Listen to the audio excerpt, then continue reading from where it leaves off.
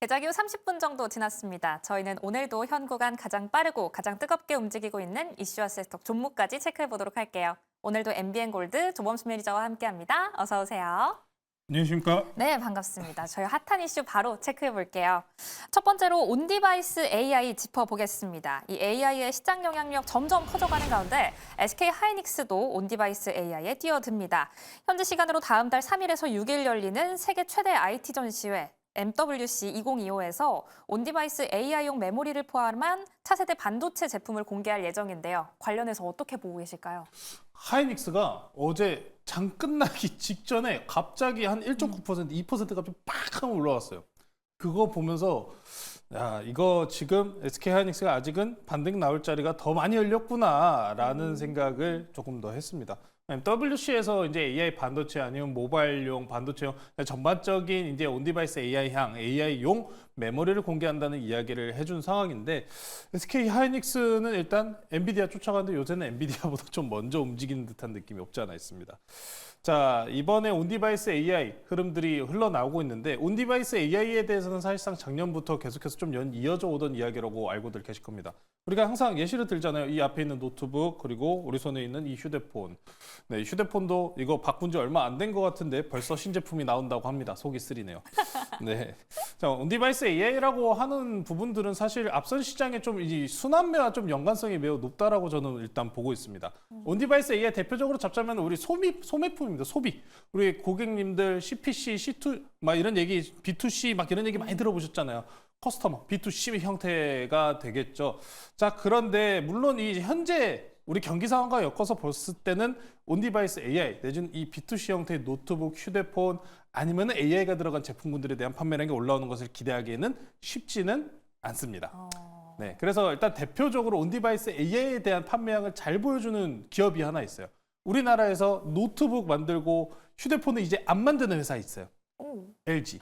그렇죠. 지난 시간에 이제 LG 같은 경우에 온디바이스 AI 노트북의 판매량이 좋았습니다라는 이야기가 나오면서 상승이 나왔었던 흐름이 있었죠. 자, 근데 다만 쉽지는 않아 보입니다. LG 주가 자체도 지금 아직도 계속해서 하향스러운 모습을 보여주고 있으니까요. 원래 우리 이제 반도체나 아니면 노트북 컴퓨터 업계에서는 이런 이야기가 있어요. 항상 연말 연초가 이제 가장 중요하다. 왜? 학생들이 학교 들어가고 대학 들어가고 이제 중학생에서 고등학교 넘어가고 이때마다 꼭 휴대폰 하나씩 바꿔주시거나 아니면 노트북 하나씩 사주시거든요. 네. 근데 이때가 성수기예요. 근데 이때 성수기도 일단 좋은 이야기는 아직은 안 나왔습니다.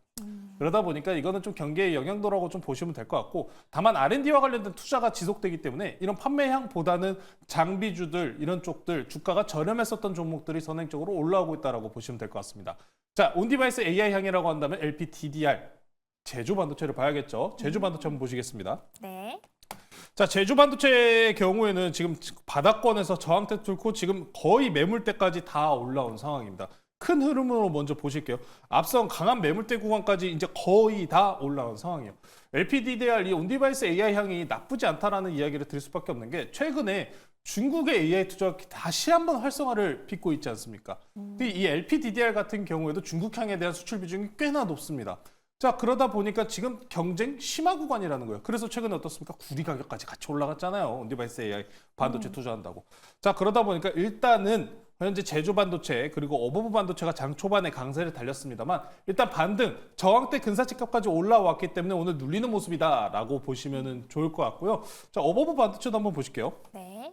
자, 어버브 반도체 같은 경우에도 이제 앞선 매물대 구간까지 이제 진입을 하면서 저항대 맞고 눌리고 있는 모습을 보이고 있는데 지금 당장 이 온디바이스 AI 향을 쫓아가시기보다는 지금 순환매 관점적으로 바닥권에 있던 종목들이 돌려치면서 올라간 상황이기 때문에 네, 접근하시기보다는 다음 섹터로 좀 이동을 하시는 게 더 좋다라는 말씀을 전해드리겠습니다.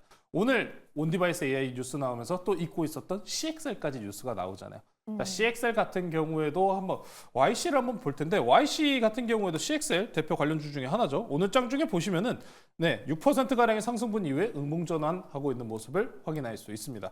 지난 시간에 차트는 참 이쁘다라고 말씀드렸는데 네. 강한 상승분은 안 나올지언정 그래도 꾸준한 우상향은 나오고 있으니 이 CXL 섹터 같은 경우에도 다시 한번 분위기를 만들 수 있다는 가능성까지 생각해 보시면서 순환매적인 관점 이 지난 시간에 우리는 이 게임을 해봤어요. 트럼프 관세 게임도 해봤습니다만 반도체, 이 AI 트레이딩도 해봤다시피 앞선 트레이딩 구간에서 먼저 움직였었던 섹터 순서대로 지금 이제 CXL 정도 하나 남은 것 같다라는 말씀 전해드리면서 순환매적인 관점에 타시면 좋을 것 같습니다. 네, 연결해서 온디바이스 AI와 함께 CXL까지 점검해봤습니다. 그럼 두 번째 이슈로 넘어가 볼게요. 두 번째 이슈, 원전입니다. AI 주도권 경쟁이 거세지면서 이 운영을 감당할 만한 전력 수급이 변수로 떠올랐죠. 어제도 저희가 이 시간에 관련해서 언급을 했는데 미국의 주요 빅테크도 재생에너지 활용을 사실상 포기하고 원자력 발전을 선택하고 있습니다. 구글도 천연가스에 투자하고 있다는 소식 들려왔는데 AI와 원전 관련해서 한번 짚어주세요. 지금 원전 AI 당연스럽게 우리가 이미 어제 중에 필요 전력량은 더 많이 늘어났는데 아직도 발전량은 부족합니다라는 얘기를 했잖아요. 트럼프 대통령이 지금 천연가스 생산량 늘리면서 전기 공급량 늘리려는 계획을 계속해서 펼쳐주고 있는 거기 때문에 사실 산업적인 부분에서 상당히 좋습니다. 친환경을 벗어난다는 시점이 제일 중요해요. 원전 같은 경우에도 물론 유럽향 내에서 이 친환경이 이제 들어가는 모습까지 보여줬습니다만 자, 어찌 되었든 지금 당장 대량 발전을 위해서는 원전과 같은 섹터들이 당연스럽게 중요할 수밖에 없습니다. 자, 그래서 우리가 지난 앞선 시장에 이런 에너지 쪽에 굉장히 주목을 하고 있었잖아요. 에너지라고 이야기하면은 뭐 GS나 아니면 한국석유 이런 석유 관련주들을 이야기하는 거냐라고 반문하실 수도 있을 것 같은데 조선주죠. 조선주가 왜 갔습니까? 천연가스 생산량 확대 그리고 판매 확대 그걸 위해서 뭐가 필요하다? 유조선이 필요하다라고 하면서 네, 조선주가 강세를 보이고 있는 거잖아요. 조선주에 대한 주가도 계속해서 우리가 몇 달간 이야기를 한 것 같은데 슈퍼사이클을 계속 말씀 전해드리면서 아직도 저렴하다라는 얘기를 했었잖아요. 근데 이제는 원전주도 좀 마찬가지다라고 보시면 될 것 같아요. 대표 종목으로는 두산에너빌리티를 이거 한 종목만 보셔도 괜찮다고 생각합니다. 원전에 대해서는 일단 앞서가지고 좀 우려감을 표했었던 부분에 대해서는 좀 이 원전주 같은 경우에도 정치적인 부분 내에서 좀 리스크를 가져갔었던 이력이 있었잖아요. 그 부분 같은 경우에는 일단 시장 내에서 일단 크게 지금 신경을 쓰지 않는 모습이기 때문에 좀 제거를 하셔도 괜찮을 것 같다라고 좀 보시면 될 것 같고요. 두산에너빌리티 같은 경우에 최근 영업이익 실적과 내지는 현금 잉여율과 관련된 이야기들이 좀 많습니다. 근데 이 현금 잉여율 같은 경우에는 두산밥켓의 실적에 좀 영향도가 꽤 높고 일회성 요인이 굉장히 높은 상황이기 때문에 괜찮다라는 이야기를 좀 전해드리고 싶어요. 두산밥켓과 관련된 실적 연결 부분에 대해서는 뭐 재고 실적이 많이 늘었다라는 이야기도 하고 있는데 건설 장비주들 같은 경우 우리가 이전 시간에도 마찬가지로 다뤘던 것처럼 건설 장비주들 이제 앞으로 재고품 털고 수출량 늘리고 재건 수요, 건설 수요는 앞으로 늘어날 계획이기 때문에 실적에 대해서 잉여 현금에 대해서 지금 안 좋다라는 이야기가 굳이 안 좋게 반응이 나오지 않는 겁니다. 그래서 원전주들에 대해서는 마찬가지로 조선주처럼 호황기에 한번 접어드는 모습을 기대해 보셔도 좋을 것 같고요. 원전 중에서 특히 SMR 쪽으로 들어가셔야 됩니다. 두산에너빌리티 차트를 한번 볼 텐데 저희가 들어오기 전에 그런 이야기를 했었죠. 두산에너빌리티 차트 보여드리면서 비싸냐 안 비싸냐 제가 이렇게 여쭤봤잖아요. 네. 지금 어떻게 생각하세요? 비싸 보이시나요? 아직도? 아니요. 지금이 들어갈 수 있는 구간이지 않을까. 제가 이거 미리 질문을 했다 보니까 이런 질문이 나오는데 일봉 수준 내에서 보면 최근 지금 오늘 중에서도 10% 올라가다 보니까 비싸 보여요. 그렇죠? 비싸 보이죠? 큰 흐름으로 보십시오. 이제 시작인 거예요. 그러니까요. 조선주들도 마찬가지였죠. 조선주들도 같은 경우에도 사이클이 앞서서 비슷하죠. 삼중 한번 같이 잠깐 볼게요. 네. 삼중 같은 경우에도 앞선 사이클 내에서 보시면은 이제 시작입니다라고 우리가 계속해서 이야기했었던 때가 10,000원 초반대예요. 계속해서 올라가고 있잖아요.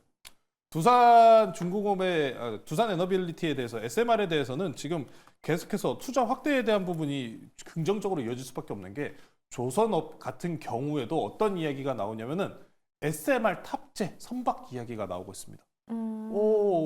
핵추진 그렇습니다. 얼마나 좋습니까? 친환경적이고 그리고 이 부분에 대해서 각 지금 조선사들 같은 경우에도 이 설계와 관련된 부분을 내놓고 있기 때문에 시장 내에서 이 부분 또한 재료로 부각받을 가능성이 매우 높다라고 보시면 될 것 같습니다. 두산에너빌리티 지금 이제 오늘 저는 최대 이게 3만 원까지 열려 있기 때문에 오늘 중에서도 3만 원을 아마 도달할 수 있지 않을까라고 좀 굉장히 긍정적으로 보고 있기 때문에 눌릴 경우에 계속 사셔야 된다. 이제 AI 덕분에 올라간 주식이 이제 반도체였다면은 이제 이 이후에 수혜를 받을 섹터는 이런 에너지 섹터다. 이제 슈퍼사이클 진입 조선 그리고 원전까지 함께 꼭 포트에 담으셔가지고 추가적인 수익 거두시면 좋을 것 같습니다. 네, 전반적인 이슈까지 함께 체크해봤습니다. 그렇다면 이제 종목으로 넘어가서 리뷰를 한번 해보려고 하는데요. 저희 제노코 1월 13일에 매수를 했었는데 최고 수익률 기준으로 한 달 만에 20% 넘는 수익률 보여주고 있습니다. 추가적인 전략은 어떻게 가지고 가볼까요? 제노코 같은 경우에는 이제 좀 우리가 좀 일부 특정 이슈로 좀 먼저 선행적으로 접근했습니다만 제노코가 항공, 특히나 KAI, 한국항공우주와 연관성이 굉장히 높은 섹터 중에 하나입니다. KAI가 인수를 했으니까요.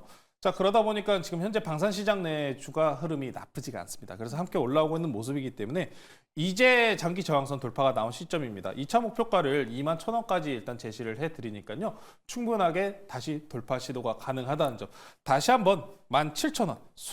익절가를 제가 좀 따로 제시해드릴게요. 익절가를 17,200원, 17,000원 구간으로 좀 이렇게 제시를 해드리면서 이런 지금 현재 방산주나 저가, 저렴한 종목들에 대해서 상향 뷰는 계속해서 끊임없이 이어지고 있기 때문에 이탈만 나오지 않는다면 추가적인 상승 가능하다. KAI 내지는 항공 시장으로 넓혀 나가는 흐름으로 시장 내 한번 추가적인 기대하시면 좋을 것 같습니다. 네, 앞으로 시장 내 확장도 한번 기대해 볼 수 있겠습니다. 저희 또 두 번째로 리뷰할 종목은 칩스앤미디어인데요.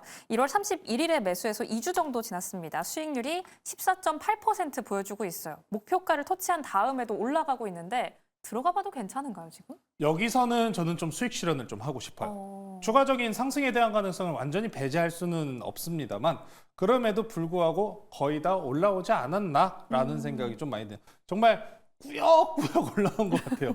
꾸역꾸역 올라온 네. 종목 중에 하나인데 자, 이제 300일 이동평균선 저항선까지 얹힌 상황입니다. 여기서 시세 한 번 더 붙일 가능성은 충분히 있습니다만 어제 트럼프 대통령의 발언 중에서 칩스법과 관련된 언급이 좀 있었어요. 네. 그래서 당장에 이제 신경은 안 쓰겠습니다만 언제 나올지는 모르겠는 상황이기 때문에 반도체에 대해서는 바이더 딥한 상황에서 수익이 나고 있다라고 하면 저는 챙기고 나가자라는 말씀을 좀 전해드리고 싶기 때문에 칩셋 미디어는 일단 수익 실현을 하고 다시 또 눌린 구간이 나온다고 한다면은 또 다른 종목으로 준비해 오도록 하겠습니다. 네, 두 종목에 대한 추가적인 전략까지 짜봤습니다. 아무래도 너무 좋은 수익률 보여주고 계셔서 오늘 우리가 들어가 볼 종목도 다시 한번 궁금해지는데요. 오늘 장에서는 또 어디를 향해 보면 좋을까요?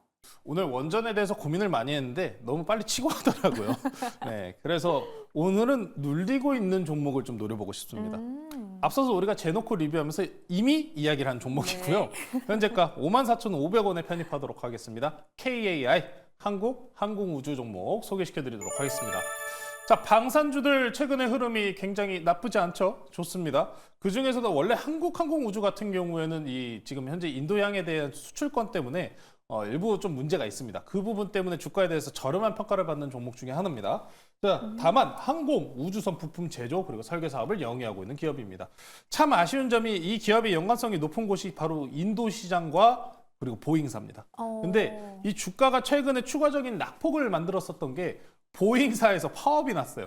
그것 때문에 좀 추가적인 영업 손실이 좀 일회성 비용이 찍혔다라는 이야기도 있는데 한국항공우주를 말씀드리는 게 지금 현재 트럼프 2기에서 국방비는 지속해서 확대 중입니다. 유럽도 결국에는 죄송합니다. 네, 인정을 했어요. 유럽 같은 경우에도 이미 인정을 하면서 국방비에 대한 증가를 지금 다시 한번 이야기를 한 상황이기 때문에 전쟁이 끝나면은 방산주들 끝나는 거 아닌가요? 라는 의문점에 대해서는 제가 항상 아닙니다. 라고 말씀드렸다시피 매해 국방 예산비는 계속해서 증가하지만 올해 같은 경우에도 마찬가지 작년 대비해서 더 많이 폭증할 가능성이 매우 높다라고 보시면 좋을 것 같습니다.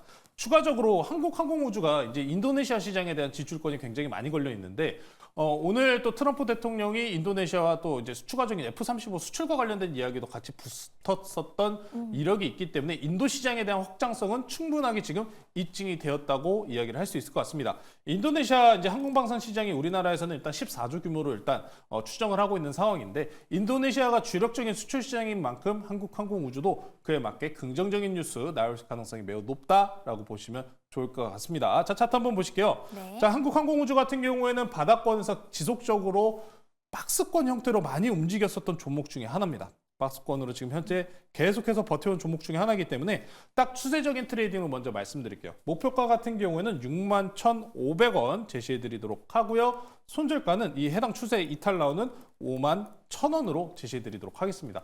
방산주들에 대한 흐름 그리고 한국항공우주는 이런 아파치 헬기나 비행기뿐만 아니라 우주항공까지 진행한다는 점, 미래성장 사업에선 매우 기대감 높은 섹터라는 점 참고하시면 좋을 것 같습니다. 네, 한국 항공 우주 많은 기대감 가지고 지켜보시면 좋을 것 같습니다. 이렇게 오늘장 빠르게 움직였던 이슈와 섹터 종목까지 체크해봤습니다. 한 주를 마무리하는 금요일장 남은 대응도 매일경제TV와 함께 성공 투자하시길 바랄게요. 오늘도 시청해주신 여러분 고맙습니다.